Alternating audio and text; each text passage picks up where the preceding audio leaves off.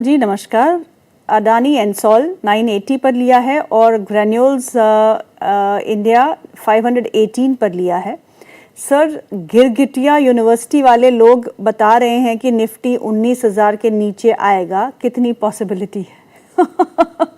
गिरगिटिया is like चलिए बताइए। एक गेल और एक अदानी एनसॉल, ये दो सवाल है ना। देखिए, ग्रैन्यूल्स और अडानी एनसॉल। अच्छा, अदानी अदानी एनसॉल और ग्रैन्यूल्स। या देखिए, मैं इस चीज पे मैडम कमेंट नहीं करूंगा। ये गिरगिटिया यूनिवर्सिटी, आपको कॉन्टेक्स्ट नहीं पता है। 10 बजे एक शो होता है, उसमें लोग अपनी बातें बदल देते हैं। जब ऊपर जाने लगता है तो ऊपर, नीचे जाने लगता है तो ओके नीचे। तो उस पर ये कमेंट आया है, तो मैं आपको कॉन्टेक्स्ट क्लियर कर देता हूँ। ओके दूसरी चीज, मैं किसी पे कभी पर्सनल अटैक नहीं करता हूँ। स्टॉप लॉसेस मेरे भी कटते हैं। लोग मुझे मतलब बहुत गालियां मैंने भी खाई हैं। पीएसयू टॉप पे जब मैंने सेलिंग बोली थी तब भी मैंने गालियां खाई थी। बजट के आसपास जब मैं डिफेंस सेल बोल रहा था तब भी मैंने गालियां खाई थी। 34% 35%, वहां से 2834% नीचे एचएल बीडीएल। तो किसी पे भी पर्सनल, बाजार है, बाजार आपको कभी भी गलत साबित कर सकता है। जी जब 26,000 से 25,200 तक मैं मानने को तैयार नहीं था कि ये मार्केट इस तरीके से फ्री फॉल आ जाएगा।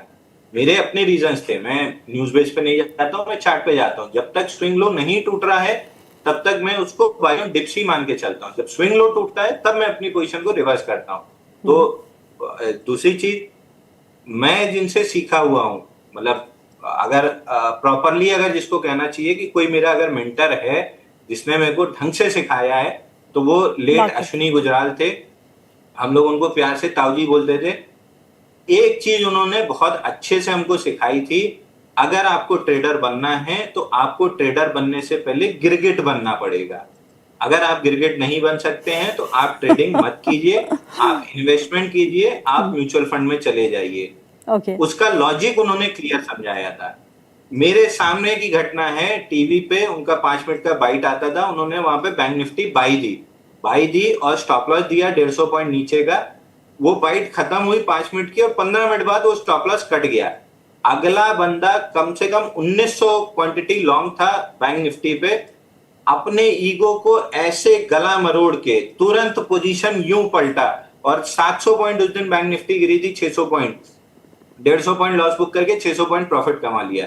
वो आदमी इस ईगो में नहीं पड़ा था कि मैंने टीवी पे बाई दिया है तो मैं बाई ही चिल्लाता रहूंगा। करेक्ट तुरंत अपने ईगो का गला घोटा, गिरगिट की तरह रंग बदला और उसने प्रॉफिट कमा लिया। तो मैं बिल्कुल गिरगिटिया यूनिवर्सिटी में मैं खुद ही शामिल हूँ, क्योंकि स्विंग लो टूटते ही से मैं बुल से बेर हो जाता हूँ और स्विंग हाई टूटते ही मैं बेर से बुल हो जाता हूँ, क्योंकि जी मुझे अपने ईगो को प्रोटेक्ट नहीं करना है। मेरा बैंक ये नहीं पूछता ईगो प्रोटेक्ट करके पैसा आया कि अपना व्यू बदल के आया। पैसा आया तो वो जमा कर लेता है। तो मैं बहुत क्लियर रहता हूँ, अगर मेरा स्टॉप लॉस कटा है मैं अपना व्यू तुरंत बदल लेता हूँ। तो इस चीज पे मैं कमेंट नहीं करूंगा। ओके बट हाँ, जो 19,000 की आपने बात की है, मैं इसका एक कॉन्टेक्स्ट आपको दे देता हूँ। पुराने इन चीजों को थोड़ा सा पढ़िए। अगर आप पढ़ेंगे तो आप प्रिपेयर्ड रहेंगे। 89 रुपीज के आसपास इन्हीं भाई साहब ने, जो फॉरेन ब्रोकर है, 89 रुपीज के आसपास 40 रुपए का टारगेट दिया था इन्होंने टाटा मोटर्स पे। और वहां से टाटा मोटर्स गया था 1100 रुपए। ठीक है, इसके बाद मैं आपको बताता हूं। मैं सुबह से इकट्ठा कर रहा था, मिला नहीं। S&P डाउनग्रेड्स ये कब का है? 3 अप्रैल 2020। 3 अप्रैल 2020। बिजनेस स्टैंडर्ड, कोविड-19 impact, S&P downgrades Tata Motor ratings, keeps outlook stable. 89 rupees को 100 रुपए के आसपास था। 40 रुपए का टारगेट दिया था, वहां से 1100 रुपए गया था। पहला एग्जाम्पल। दूसरा example, Macquarie capital analyst further cuts Paytm target price estimate at ₹400। ये कब का है? 17 मार्च 2022 का। उसी के आजू बाजू देख लीजिएगा, पेटीएम का बॉटम बना है और वहां से पेटीएम 1100 रुपए हो जी गया। दूसरा एग्जाम्पल। बस बस बस अच्छे तीसरा एग्जाम्पल बहुत एग्जाम्पल, एग्जाम्पल हो गए। ये आपका favourite TV 18, Bajaj finance drop 8% on मेरा यूबीएस फेवरेट था। डाउनग्रेड। यूबीएस डाउनग्रेड, यूपीएस ने डाउनग्रेड किया था कि और नीचे चला जाएगा, और वहीं पे बॉटम बना और वहां से चला। ये कॉन्टेक्स्ट में इसलिए दे रहा हूं, 3 दिन पहले गोल्डमैन सैक्स ने दिया है कि यहाँ पे इंडिया को डाउनग्रेड किया है। गोल्डमैन सैक्स downgrade India to market weight and lower Nifty target to 25,900 from 29,300, और एक किसी ने 19,000 का टारगेट दिया है जी। सेम चीज HEG पे मैं आपको बता देता हूँ। HEG rallies 20%, bank of America AML sees 100% upside. ये आर्टिकल की डेट है 10 अक्टूबर 2018। 2018 में बाइंग क्लाइमेक्स हुआ था अक्टूबर में। आज 2026 में बैठे हैं, आज भी वो अपने ऑल टाइम हाई को टेस्ट नहीं कर पाया है। करेक्ट, तो ऑल करेक्ट। टाइम हाई पे 100% अपसाइड बताई गई थी। जी। इसलिए जब आप लोग ये अमेरिका और ये सब ब्रोकिंग हाउस की रिपोर्ट मुझे बताते हो, मेरे पास पूरी लिस्ट बनी हुई है, मैं पढ़ लिख के चीजें बैठा हूँ। तो चलिए। जैसे ही ये डाउनग्रेड आया है इंडिया पे, मेरे लिए यहाँ पे बाजार ऑलमोस्ट एट दी बॉटम है। तो मैं अब चलो, यहाँ गुड। पे अगर मेरे पास पैसा है, मैं इन्वेस्टमेंट डालना स्टार्ट कर दूंगा। तो वापस सवाल पे आए, ग्रैन्युअल्स बिल्कुल परफेक्ट पैटर्न है, परफेक्ट ब्रेकआउट है, ब्रेकआउट होल्ड हो रहा है 600 रुपए का 594 607 जोन।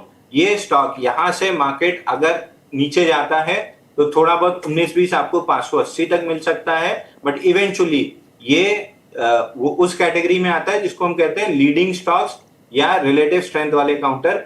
ये जब तक बैंक निफ्टी या निफ्टी अपना ऑल टाइम हाई बनाएगा, स्टॉक आपको 900 से 1100 रुपए के बीच में बहुत आराम से मिलेगा। अदानी एनर्जी सॉल्यूशन आपको ऑल टाइम हाई तो नहीं मिलेगा, 1348 रुपए मिलेगा। तो दोनों स्टॉक हैं तो होल्ड कीजिए, नहीं है तो यहाँ पे बाइंग थोड़ा थोड़ा करना चालू कीजिए, सांस लेने की जगह छोड़ के। ओके। अनिल जी का सवाल है, वो पूछते हैं उनके पास अर्बन कंपनी के 100 शेयर्स है जो उन्होंने 126 रुपए के भाव पे खरीदे हैं, अब क्या करना है?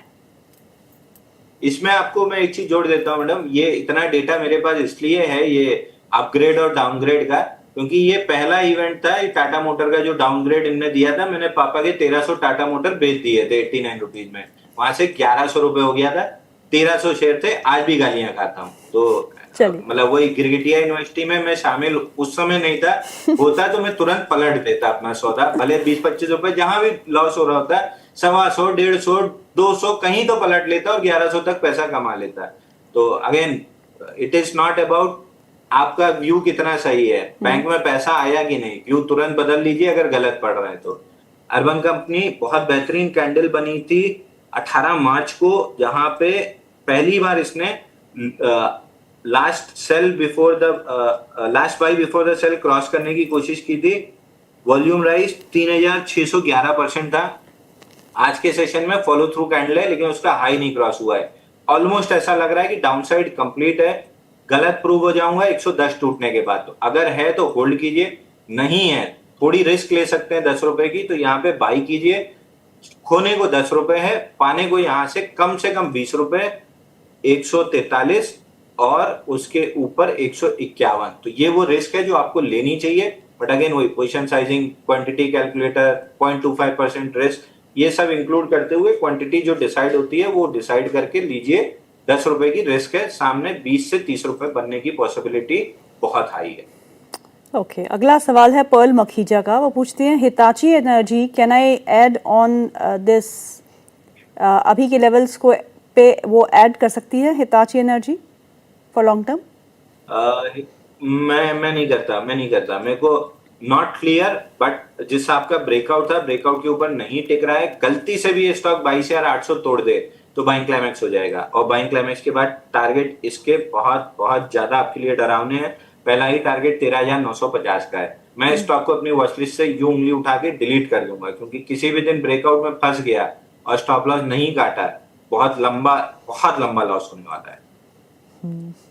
अगला जो सवाल है वो हितेश का है, वो बोलते हैं JSW इंफ्रा जैसा कोई स्टॉक दे दीजिए जो नो ब्रेनर स्टॉक हो, जिसे हम एक्यूमुलेट करके रखते हैं।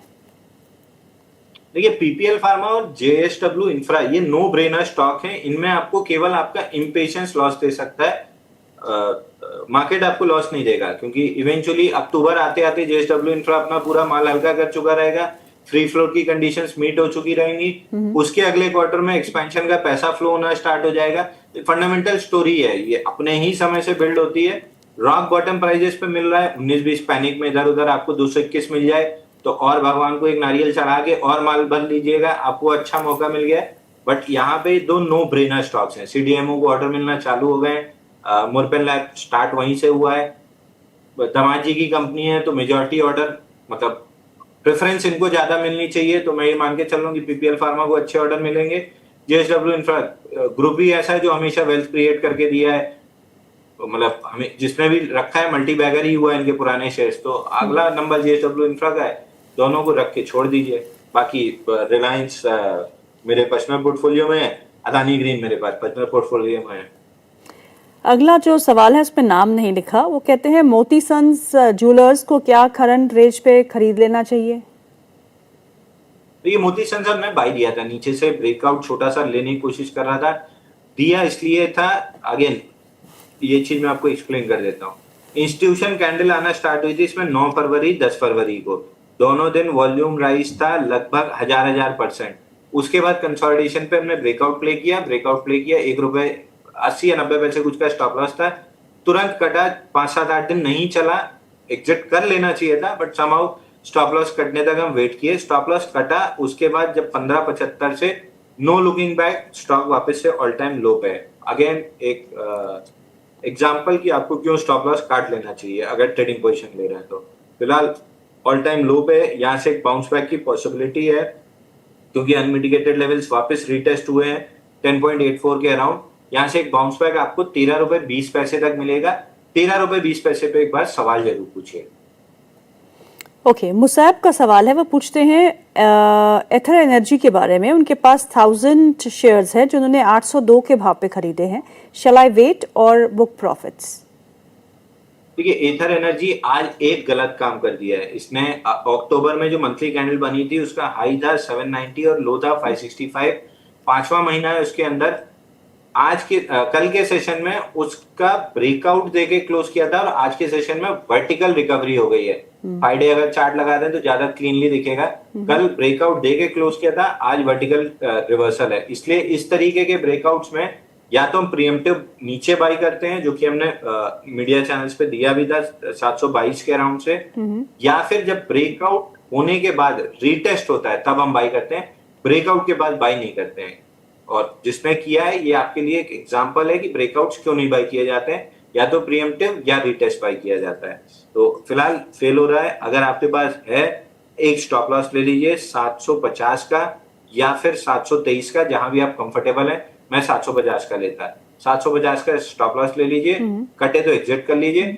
फ्रेश बाइंग तब तक मत कीजिए जब तक डिसाइसिवली कम से कम एक हफ्ते अच्छी बुलिश इंस्टीट्यूशन कैंडल के साथ 790-800 की जोन क्रॉस ना कर ले। महंगा लेंगे तो महंगा बिकेगा 1100-1200 रुपए तक का, सस्ता लेंगे तो शायद सस्ता होते होते 560 भी तोड़ दे, तो 750 के नीचे लॉन्ग नहीं रहे। ओके, अगला सवाल जो है वो है अक्ष गोयल का। कहते हैं इस गिरावट में क्या खरीदे सर, कोई स्ट्रेंथ वाले स्टॉक्स बता दीजिए। प्रिज्म जॉनसन लिया हुआ हूँ आपके कहने पर, प्लीज उसमें क्या करूँ, मेरा सवाल ले लीजिए। आपसे रिक्वेस्ट कर रहे हैं कि आप बता दीजिए। सीमेंट में अगर आप 3-4-5 साल देने के लिए तैयार नहीं है तो सीमेंट मत कीजिए। मैं नहीं हूं तैयार, इसलिए मैं सीमेंट करता ही नहीं हूं, क्योंकि मेरे पास 3-4-5 साल, मेरे पास 3-4 हफ्ते का पेशेंस नहीं होता है। 3-4-5 साल की तो बात ही छोड़ दीजिए। तो सीमेंट मेरे को दिख रहा है कि अगले 5 साल में बड़ा पैसा बनेगा, बट मैं नहीं बना पाऊंगा क्योंकि मेरे टेम्परामेंट को वो सूट नहीं करता। तो आप पहले या तो टेम्परामेंट अपना सही कर लीजिए कि आपको 3 से 5 साल इसको समय देना है, ताकि पूरा साइकिल टर्न अराउंड हो के। मिडिल ईस्ट में इतनी तबाही हो रही है, बाकी जगह हो रही है, सब जगह लगना तो है ही। और इंडिया एवर ग्रोइंग कंट्री, आप बंबई जाओ हमेशा एक नया फ्लाईओवर बना मिलता है, तो आप कहीं भी जाओ फ्लाईओवर आपको नए बनते मिलते हैं। Ever growing country, ever developing country है, और मिडिल ईस्ट से तो अलग चीज आनी है, और आपकी प्रॉक्सिमिटी इतनी है कि मोस्ट लाइकली ऑर्डर इसी तरफ ज्यादा आने चाहिए। सीमेंट 3 से 5 साल का मल्टी बैगर प्ले है, माल दबा के बैठना चाहिए। आशीष चक्रवर्ती का सवाल है, वो पूछते हैं कि उनके पास CDSL के शेयर है जो उन्होंने 1438 में खरीदे हैं, और पेटीएम के शेयर है जो उन्होंने 1175 में खरीदे हैं। Should I book loss for tax harvesting और and buy at later at reduced price later, क्योंकि अब 31 कल का ही दिन बचा है किसी को अपना टैक्स हार्वेस्टिंग के लिए टैक्स लॉस। हार्वेस्टिंग का टाइम गया आपका। टैक्स हार्वेस्टिंग के लिए आपको बेचना था तो फ्राइडे बेचना था, आज सेटलमेंट होता है। आज बेचेंगे तो कल सेटलमेंट हॉलीडे 1 तारीख को जाएगा। अब टैक्स हार्वेस्टिंग नहीं हो रही। फ्राइडे जिसने बेचा है बस उसी की हो रही है। करेक्ट। दूसरा चीज, CDSL ये हम 1850 रुपए से बाइंग क्लाइमेक्स बताते आ रहे हैं। नीचे में टारगेट 1039 और 901 का है। तो 1039 901 ये दोनों टारगेट आते हुए दिख रहे हैं। ओके, अगला सवाल जो है वो है ऋषभ का। ऋषभ बोलते हैं आदित्य बिरला AMC सन लाइफ है उनके पास, क्या करना चाहिए? देखिए, आदित्य बिरला सन लाइफ AMC अपना ब्रेकआउट रीटेस्ट करने आया है 880 पे। मेक और ब्रेक जोन है, यहाँ पे बुलिश एविडेंस का वेट कीजिए, उसके बाद लीजिएगा। अगर लिया हुआ है तो 840 का स्टॉप लॉस लगा के रखिए। दोनों केस में अगर ये रीटेस्ट सक्सेसफुल होता है तो ये स्टॉक बहुत आराम से आपको 1100 से 1200 की जोन में मिलेगा। अगला सवाल जो है वो बॉन्ड की तरफ से है, और बॉन्ड की तरफ से एक सवाल है अंशुल जी के लिए। कहते हैं कि उनके पास IOC है, 130 के प्राइस की खरीद है, मुझे एग्जिट कर लेना चाहिए? नहीं, अगर आपको एग्जिट ही करना था तो 179 के आसपास मैं बता भी रहा था कि प्रॉफिट बुक कर लीजिए। 152 145 की जोन आएगी री एंट्री के लिए। तो ये री एंट्री की जोन है, यहाँ पे आपको री एंटर करना है ऑन बुलिश एविडेंस जो अभी तक बना नहीं है। जैसे ही बनेगा तो यहाँ पे हम अपने क्लाइंट्स को वापस से री एंटर कराएंगे। 128 में लेके 179 में बेचा है, अब वापस से 145 से हम अपॉर्चुनिटी ढूंढ रहे हैं कि कहाँ मिले अपॉर्चुनिटी, हम एंटर कर लें।